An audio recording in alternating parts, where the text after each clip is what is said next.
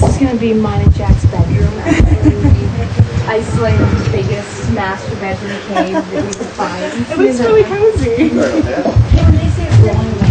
Yeah. Okay. Yeah, we actually went to see Eric Balfour's band play that Sunday. I was rolling. Oh, okay. So you guys have a set now. It's pretty cool. It's a beautiful set. It's an amazing set. It is amazing. I have to say that I'm going to miss filming outside. Yeah? I love filming outside. There's nothing in me that wants to be indoors for the rest of the shoot. But luckily, I will be doing a lot of outdoor scenes still because I don't know how much I'm allowed to give away about what happens. But let's just say that I'm indifferent to the caves at this point. So you're going on a trek or some sort of action adventure for Kate. Like that. I'm guessing. Yeah, very things cool. like that. So what can you tell us about this episode that we're doing now? The Rising Sun episode? Yes.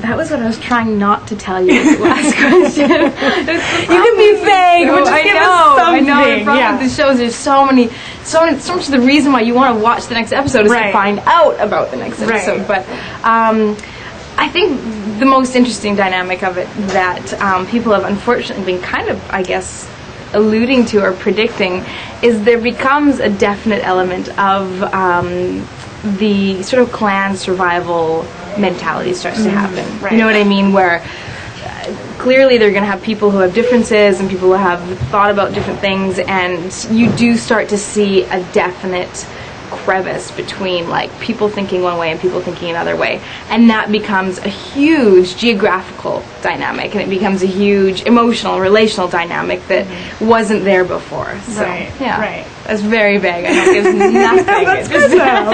And we've seen from the set that you found some friends. There's some nice lovely skeletons in there. Yes, we found some corpses which have decayed for, we're guessing 50 or 60 years, so that's kind of crazy. I mean, that probably doesn't give anybody very much hope as far as if you're going to get off the island. No, and I think that might be part of what sort of puts some people over the edge as far as like ways of thinking and just like, are we going to ever get off this island? Are we never going to get off this island? Are we going to be these skeletons 50 or 60 years from now, or what's going to happen? So yeah, and it's great how they're found too, because it's a scary scene, but it's not over the top, it's not silly, it's realistic. Like when we find them in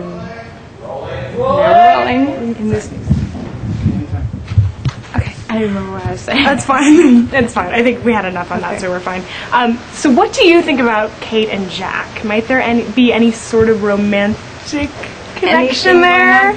Clearly, we've seen a spark. Definitely, obviously a spark, and I think that this next episode that we haven't started shooting yet, that we have coming up, you see a lot more of that. But it's funny because Kate and Jack, their characters are obviously attracted to each other. But I'm really thankful that the writers have kept in mind that we've been on this island for a week.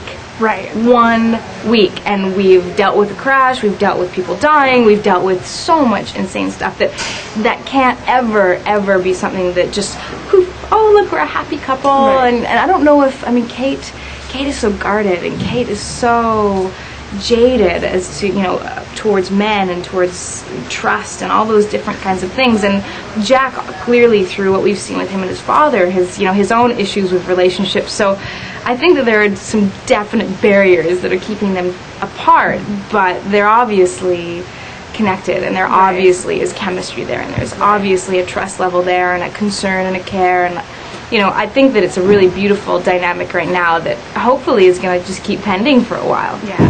Well, you guys have nothing but time, so no need to hurry, right? Yeah, exactly. You're going to be there for a while. Hopefully. So this is not actually your and Jack's bedroom. I suggested that because as soon as we found out that we had caves, everyone was like, oh, Kate and Jack are going to move into a cave together, aren't they?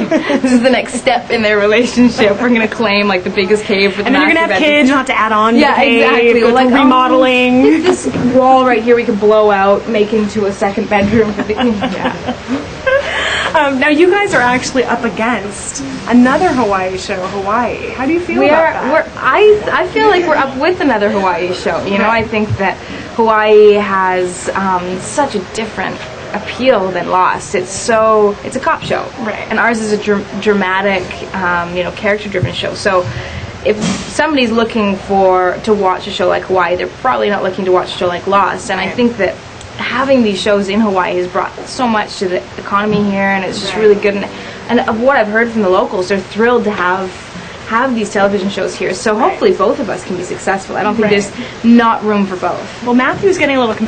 Okay. Matthew's actually getting really competitive and saying that he hopes that you guys kick their ass.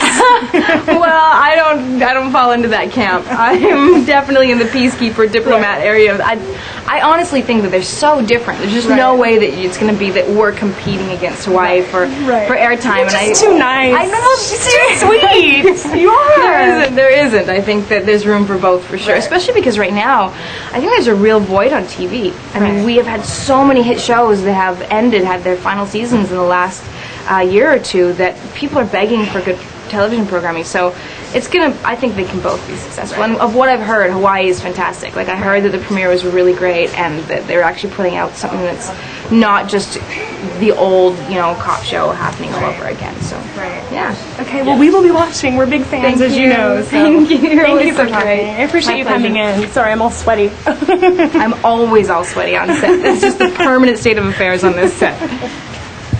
And if you're not sweaty enough, they spray you, right? I know. With oil or grease. Yeah. Water? Sometimes.